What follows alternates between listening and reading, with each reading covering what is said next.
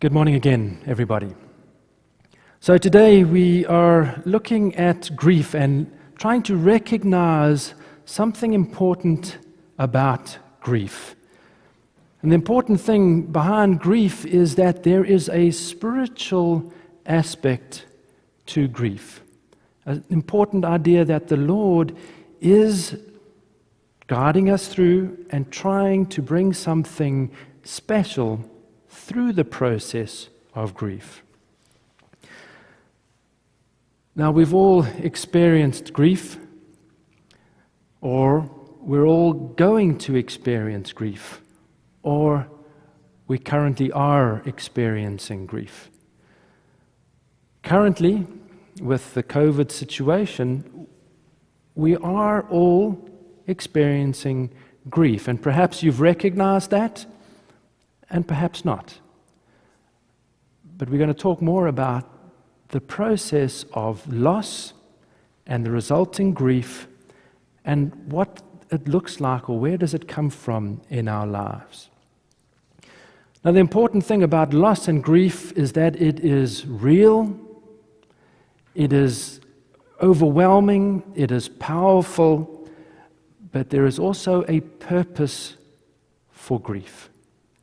It doesn't just happen. It's not just something that we're trying to get over, not something we're just trying to get through.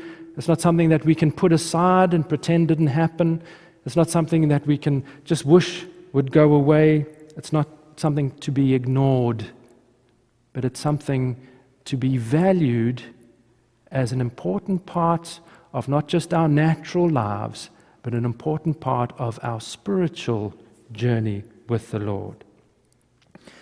So the goal of today's talk is not to take away any pain. I can't take away your pain. I cannot take away your grief. It's part of the natural package that we are as human beings. But my hope is that you see it as an important process that we must all go through, and that the Lord is there, if you are willing, to show you something more about yourself and your journey. We read in the psalm, probably the most well-known psalm, a psalm that we read often at funerals, it's Psalm 23. The Lord is my shepherd, I shall not want. He makes me to lie down in green pastures. He leads me beside the still waters. He restores my soul. He leads me in the paths of righteousness for His name's sake. Yea, though I walk through the valley of the shadow of death, I will fear no evil, for you are with me. Your rod and your staff, they comfort me. You prepare a table before me in the presence of my enemies, and you anoint my head with oil. My cup runs over. Surely goodness and mercy shall follow me all the days of my life, and I will dwell in the house of the Lord forever. I think one of the most powerful parts of that psalm is where it speaks about the walk through the valley of the shadow of death. And it's saying, the Lord is with me. Even though we experience great grief and pain through loss in our lives, the Lord is always with us. He never leaves us, no matter how alone we might feel. And so that, for me, jumps out as a powerful part of this psalm. The Lord is with us even in those darkest times of grief and loss. So I want us to turn our thoughts to love. What is love? Love is everlasting. And that's the idea I want to focus on today. Love is everlasting. Why is love everlasting? Because love is the Lord. He is love itself. He is the beginning and the end. He is the forever. So love is forever. And anything that comes from the Lord, His love, His wisdom, His peace, is everlasting.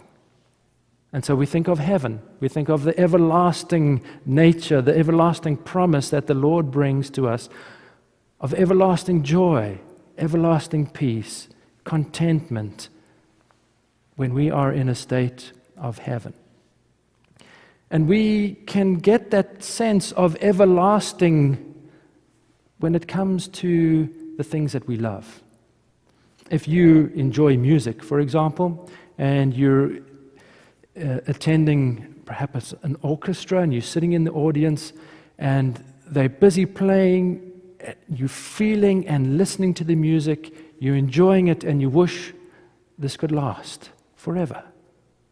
Or if you are gathering with friends and family and you're having a good time, there's great discussion, the atmosphere is great, there's laughter, you might wish that that lasts forever. Or if you're holding a baby in your arms and it's sleeping and you're gazing down into its face and you're wishing and hoping that this lasts forever. So we have within ourselves an awareness of love and wanting it to last forever. It's a part of love that we want it to last forever. But, and there's always a but there is a resistance in this world and within our lives to things lasting forever. There is a resistance in us to that everlasting peace and joy and happiness that the Lord is offering. In this world, that resistance looks like power, control, greed. And we see all over the world people struggling for money, for power, for control over the resources, over the people of this world. There's also a resistance within each one of us, which is a little harder to see. It's harder to see where the resistance is in us. It's harder to see where we are wanting control over things. Harder to see where we want things for ourselves. But that resistance is within each one of us. When we think of the Lord and His love and the things that come from Him as everlasting, the things that come from us, from our own loves, from our own worldly desires, those things are all temporary. Things that come from the Lord are everlasting. Things that come from ourselves, our selfishness, our proprium, those things are temporary.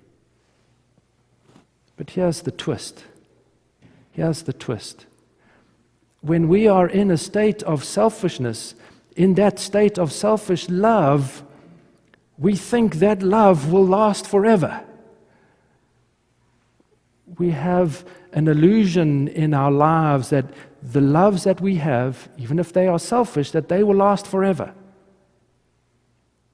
The Lord's loves last forever, but not ours. Ours are temporary. Ours are just for a moment. Ours are just of this world. And as long as we are living in this life, and as long as things are going according to the way we want them to go, we move through life in our loves, in our selfishness, in the worldly things, and we're happy for a time.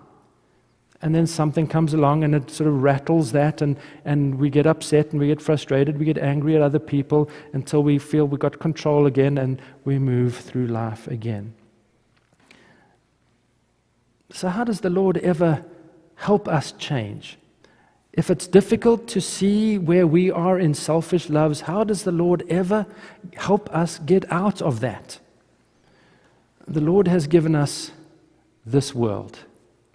And the one thing about this world, it's forever changing. Things are always moving. Things are always changing. We as human beings are constantly growing older. right? Things are always changing in this world. And it goes against that desire in our hearts that comes from self to have things stay the same, to have things under control, to have our own dreams and hopes for our life. And then we have the world that is constantly changing, constantly moving, constantly challenging that state of our own order in our lives. And one of those things that challenges that state in our life is when we lose something, or when we lose somebody we love. When there is loss in our lives, there is a moment for the Lord to enter more deeply into our thinking and into our hearts. When we lose somebody, let's start there for a moment. Someone you love dies. You experience a loss and you enter into a great turmoil inside. There is anguish, there is pain, there is suffering as you go through and start the process of grieving.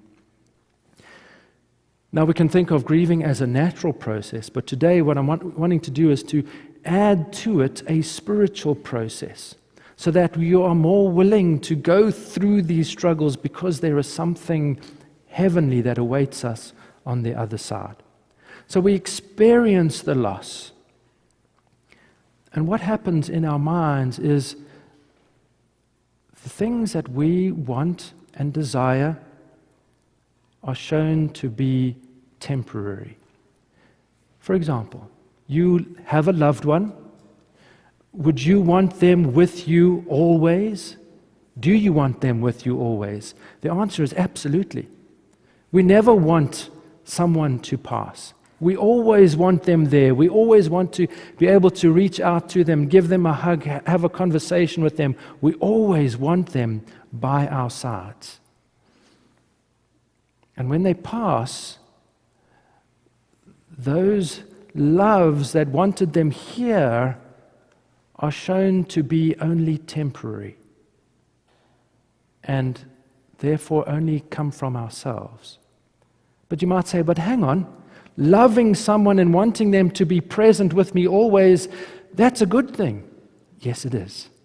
Yes, it is. It's a good thing to love someone and always want them to be with you. Always want to be connected with them. And we are always connected with them. The love that we have will always keep us connected. But as we looked at in our creation series, we are a mixture of good and bad. We're a mixture of love to the Lord and love of self. And so in a desire to want to stay connected with someone, within that, there are some selfish desires that want things according to our plan and want things according to things that we can control. And so there are selfish aspects that are mixed in with that genuine love for that person. And those selfish loves, those temporary loves, are seen for what they are when we experience a loss. The world shows us, or the natural experience shows us, it's just temporary. And the love that we had for them, or the desire that we had for them to stay here on this earth, we see as temporary. But there's a conflict there, because our love wants and is thinking eternal, and now has to see things as temporary. We want it eternal, but it's seen as temporary. And so there's turmoil in our lives as we try to get to grips with, well, what life will look like without that person. And so we experience the grief, we experience the pain, we experience the struggle, we experience all those difficulties of grief as we try to come to terms with what we hoped and dreamed, what our expectations were, what our plans were, what our sense of control of the world was, and the reality of life. The reality that we don't have control, that we're in the Lord's hands, that the Lord is guiding all things. And so we have to give up We have to give up a part of ourselves. We have to give up those selfish things, those things that are worldly based, things that are temporary based, and search for those things that are everlasting from the Lord. And so that's the spiritual struggle that we all experience as we go through the grieving process. The same thing applies if we're talking about COVID, for example. COVID, we're all experiencing at the moment. All of us have experienced in one way or another the loss of social togetherness. Right? As a church congregation, right? People are missing from our pews. We have no after church tea and coffee and eats and time to chat and connect with each other. We've lost that. And that loss causes a grief within us. And sometimes we don't realize it. Sometimes we don't realize that loss, however small it may be, affects us, and there is a grief that we need to go through. There is a realization that our plans, our wants, need to be put aside, and we need to go in search of those things that have come from the Lord, that are everlasting. And so we can lose our job and experience grief.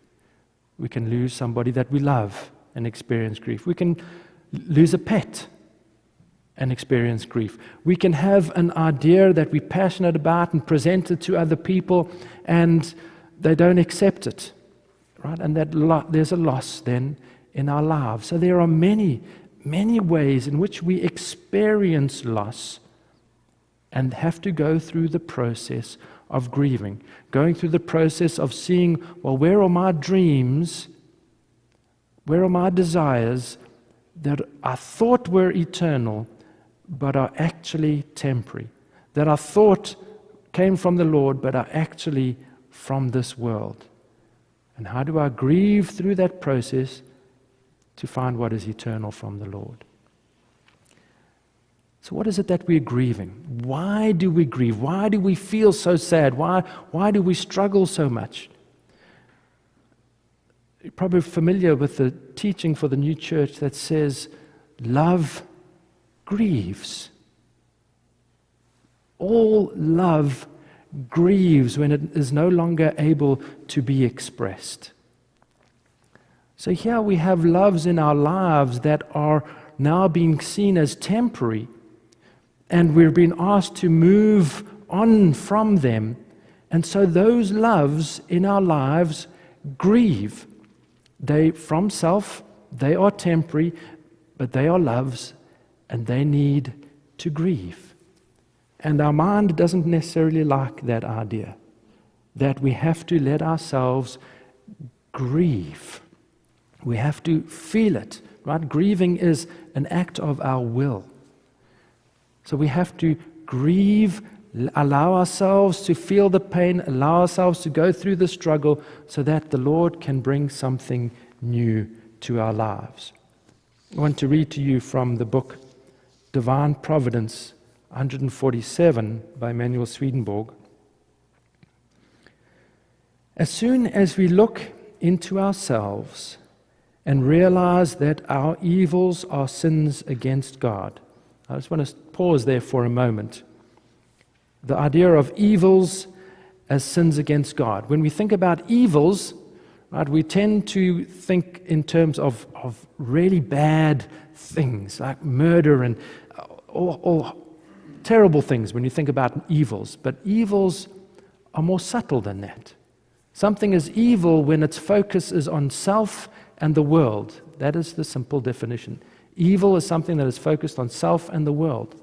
So my desire for control is an evil. My desire to have things planned out and work according to what I want, it's self-focused. It's an evil. So we're talking about these subtle things that are mixed in with the good loves that we have. We have these selfish things mixed in. So when we realize that our evils are sins against God because they are against divine laws, and therefore try to refrain from them, the Lord opens up our spiritual mind and comes into our earthly mind by way of its desires for what is true and good. So when we're willing to go through a process and invite the Lord to be a part of that, to realize that there is a purpose about this process, we're open to the Lord, we're open to His effect on our life. It continues, it says, He comes also into our rational processes and forms, there arranges the things in our lower earthly mind that have been in disorder. So the Lord is trying to help us rearrange how we think about things. Take our thinking from what is temporary and rearrange it so that our thinking is based on eternal things. This is what feels to us like a battle, or like a temptation if we have indulged in these evil pleasures a great deal. We do indulge in these evil pleasures of wanting control, of planning our lives, of thinking we have things all sorted out. That is part of our fallen nature, right? That is part of each one of our lives. So we all indulge in these aspects of evil, of self, of worldliness. And there is actually a psychological pain when the pattern of our thoughts is being inverted. So this process is not an easy one. It's not one that is without pain. It's not one that is without struggle. But when we experience loss, and when we can see that there is a loss in our lives, we can call on the Lord to help us through the grieving process, to help us see where in our lives we are looking at things from a temporary point of view and not in an eternal way, and help us move to that eternal way, wanting the things that are from Him. And so this is an important process. Grieving is difficult on a natural level, and it's difficult on a spiritual level. But the idea is that when we get to the other side of grief, the Lord can be born in us. We're heading up to Christmas, and the idea behind Christmas is love born into this world, or love born into our lives. So we can think of grief as the process of moving towards the Lord and having Him being born in us, His love in a new way, His eternal love in our lives. And so as we journey towards Christmas together, it's going to be a difficult Christmas. We are going to experience loss as we head towards Christmas because we can't do the things that we normally do. We can't gather in the way that we normally gather. We won't have the same routines that we had as before. There is going to be loss. But the promise of the Lord is that if we see that loss, if we grieve that loss, the Lord can show us a new love, a new way to live as we try and do things differently, reach out in new ways. We get used to doing things in a certain way. We get used to a certain ritual. We get used to a certain routine in our lives. We get used to seeing people in a gathering coming to church, for example. And now we can't do that. How do we continue connecting with each other? What was once easy and perhaps taken for granted, now we got to put more effort into. Be more purposeful about reaching out, connecting with other people who are struggling in the community, who needs a call, who needs a message. And so we have to bring Christmas to each other and helping support each other through this grieving process, support the spiritual side of that process so that the Lord can bring new life to each one of our lives through the difficulties of this world. Amen.